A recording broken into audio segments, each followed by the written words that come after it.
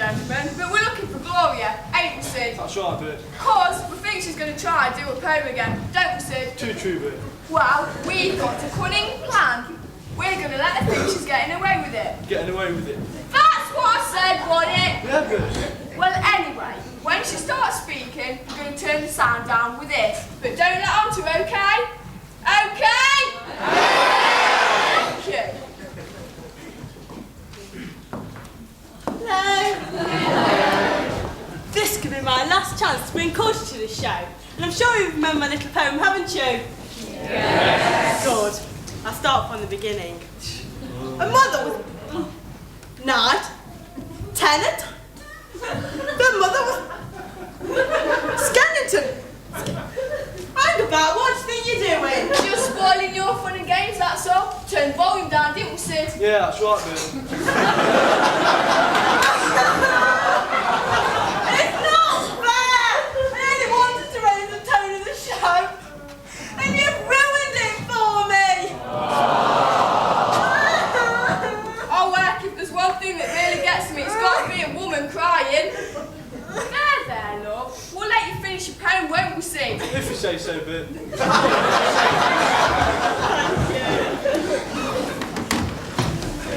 A mother was bathing her baby one night. The youngest of 10, a tiny little man. The mother was poor, the baby was thin. Only a skeleton covered in skin. The mother turned round for the soap off the rack. She was but a moment, but when she turned back, the baby had gone. In anguish she cried, "Oh, where is my baby?" Angels replied, "Your baby has gone down the plug hole. Your baby has gone down." The poor little thing, so skinny and thin, it ought to be bathed in a jug. Your baby's perfectly happy. You won't need a bath anymore. Your baby's perfectly happy. Not lost, but gone before.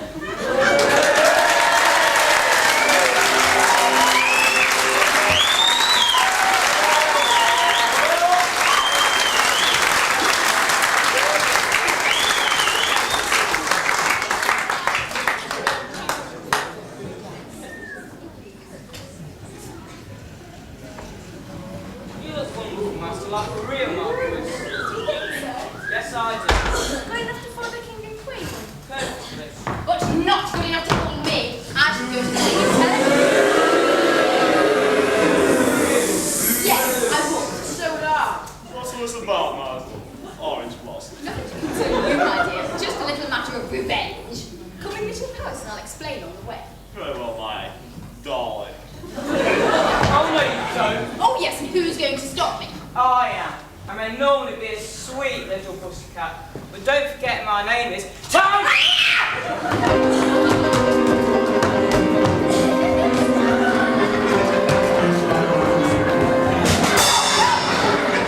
Now know what you've done. He might die, and before he's put me in his will, too. Quick, Justin, help me.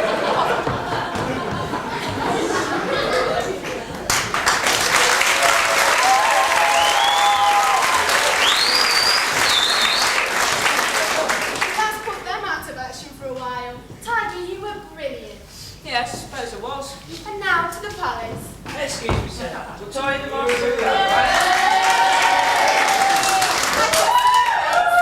A message from the king. All the princess suitors are departed, leaving only you. There's all the princess to make ready for a wedding. I'll provide, take her, sight unseen, she's yours. If you can but satisfy his majesty of your great wealth. I've heard that the princess is a great beauty, so sight unseen is no problem. As for wealth, I cannot tell a lie. I am not. Not just wealthy, it's positively filthy rich. Tiger, how can you tell such a wrong? Look, do you want to marry the princess or not? Of course I do. Then keep quiet. In any case, you will be rich as soon as you sold this pearl. Pearl? What pearl? This pearl. I made a little trip, that's the mill, and what did I find? Copied the real will, wrapped round that in a mouse hole. Tiger, you're a genius. Lead me to the palace.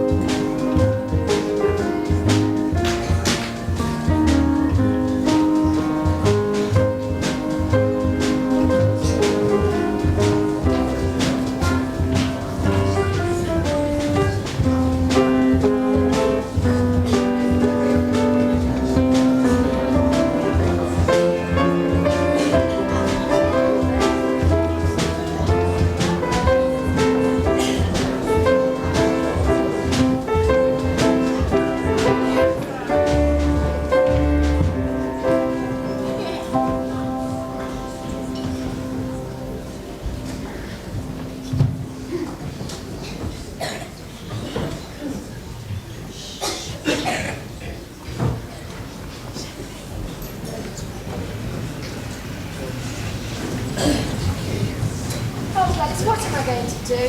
I was dreaming of Wednesday, the happiest time of my life. Yet I'm so miserable. If this Marcus of Carabas is like those others, it'll be absolutely awful. Come dear, he can't be that bad. He does like Mrs. Russell's jam roly-poly pudding. How can you joke to tell like this? I'm sorry, I was only trying to cheer you up. I know, but even if it were handsome and kind, it wouldn't make any difference. It's not Colin. Now look, you've just got to learn to stand up for yourself. Let them bring this Marquis of Charabang or whoever he is. You'll just have to say no. I'll stand by him. So will I. The Marquis of Carabas. But it's...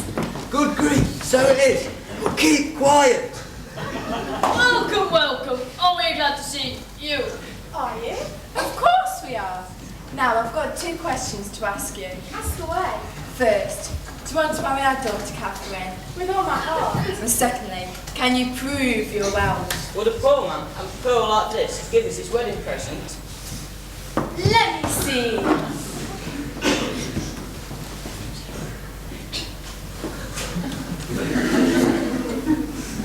Yes, proof enough. Let the wedding ceremony begin. Well, Catherine, will this one do for you? Will you marry him and forget Colin? I can never forget Colin, but you won't mind that, will you?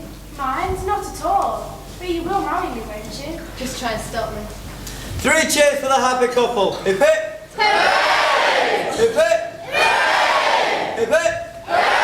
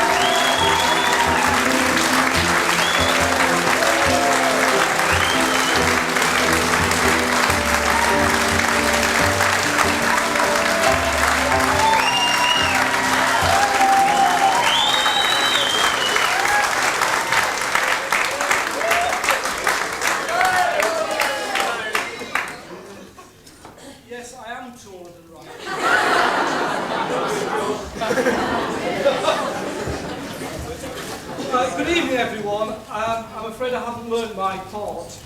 This is the 4th time I've stood here on the final evening of the pantomime and had the pleasure of thanking everyone for their support and encouragement.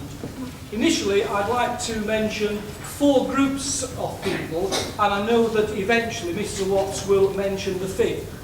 First of all, a thank you to you, the audience, and also the audiences of the previous evenings of the week for your support and encouragement.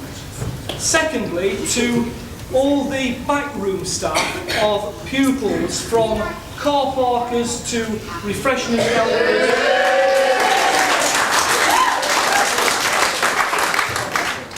to backstage support and the whole group of students who've carried out their duties so conscientiously throughout the week. Thirdly, to all the teaching and ancillary staff and members of the School Community Association who've undertaken such a variety of tasks to make the production so successful. And fourthly, to the musicians, including on certain nights a number of former pupils who've given up their time and provided their expertise to add to our enjoyment. Now, I must mention 3 individuals who've made major contributions to our production. I'm sure that you'll agree that the costumes for the production are outstanding. And I'm sure that you'll be astonished to hear that 99% of the entire collection of costumes was tailored by one person. And that's our school secretary, who I'd like to come up onto the stage, Mrs. Doreen Bettridge.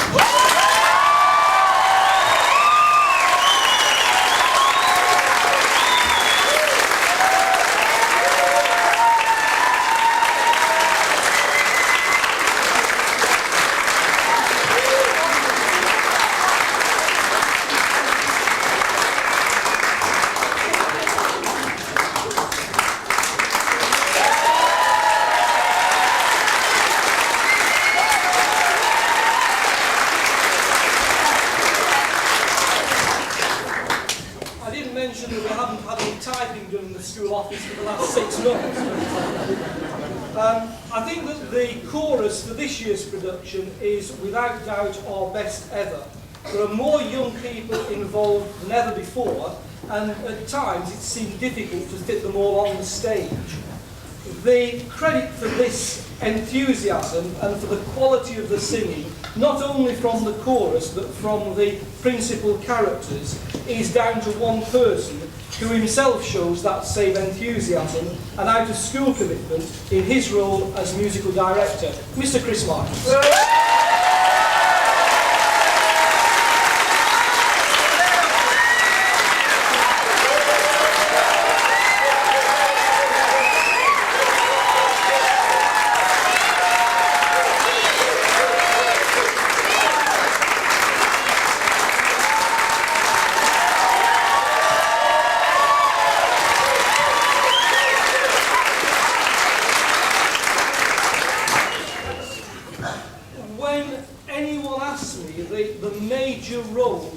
By the head in our school, they look somewhat bemused when I think long and hard before replying, he runs a pantomime. As always, I can give you true anecdotes of him wearing wigs, trying on catsuits, and cavorting round the school office attempting to sing. However, one has to admit that it takes someone of exceptional theatrical talent and charisma to take on a group like this lot.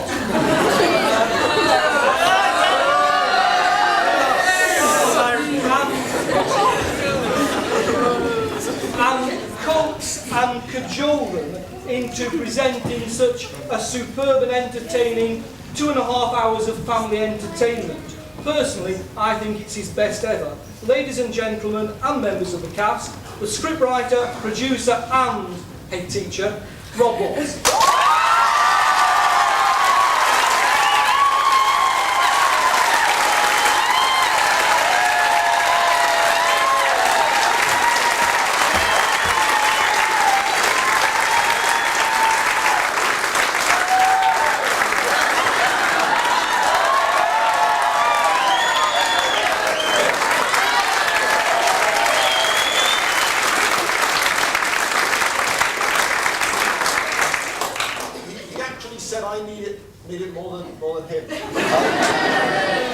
I won't say I'm lost for words because nobody would believe me if I said that.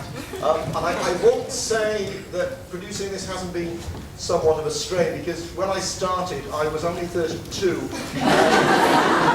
I wasn't quite as grey as this, and I was still talking to my wife and children, who perhaps will see me a little bit now. I won't repeat anything that Ian has said, except to echo what he said about the members of the school, parents and staff, teaching and non-teaching, and to echo that 100, indeed 1,000 times.